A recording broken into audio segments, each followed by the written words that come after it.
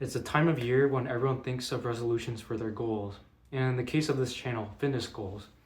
Whether you are starting out with calisthenics or continuing to pursue and master certain movements, I think it's important to keep some things in check. So I would like to provide some tips. In calisthenics, it is crucial to spend some time strengthening your fundamentals, then go train for specific skills while maintaining your fundamentals at a lower intensity or reduced volume.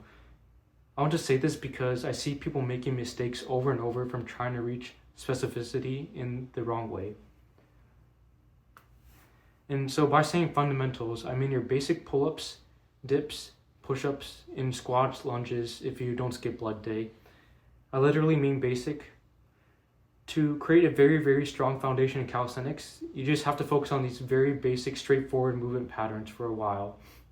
To progress, you don't necessarily have to add more reps.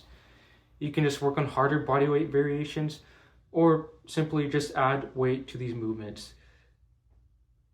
This is called weighted calisthenics, and in terms of actually how to program this, I'll make a separate video because there's a lot to cover and it's just so much fun. But to get back to this point, the answer to why it's important to strengthen these fundamental movements is for skill development. Everyone wants to do skills, whether it's handstand push-ups, front levers, one-arm pull-ups, human flags, the list goes on. But it's going to take a lot longer to obtain these skills if you just jump into the progression ladders without having a solid base in the prime movers first. To give an example, I pretty much got the full human flag for free after about a year or two into calisthenics from just training pull-ups, push-ups, and dips. I didn't specifically train for the flag. It just was an added benefit from working the fundamentals. I just went to the park one day, tried it out, and got in a snap. Didn't have to train specifically for the movement. But of course, not all skills are like this. For instance, you aren't going to get the one-arm pull-up for free. But being able to rep out more than 50 kilos of weighted pull-ups will make the journey a lot faster and more intuitive than without having that base.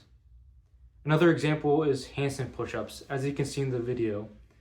I truly believe you need to get a good base in push-ups and dips, especially in weighted dips, as a prerequisite for this skill, and at some point can be trained concurrently. So to wrap it up, it's important to know that in strengthening your fundamental movements, there will be a lot of transferability in many areas of fitness, making you a well-rounded athlete and being able to pick up a vast majority of skills with ease. And if things don't work out for the skill you're training for or hoping to achieve, you still have that strong base to fall back and rely on. You can still get strong as hell with these basic exercises if that's all you ever want. And you can very well start training for another skill, not having to start from step zero, which I repeat is a very important takeaway. The only true way specificity can be achieved is by having a strong base, which just comes with so many other benefits.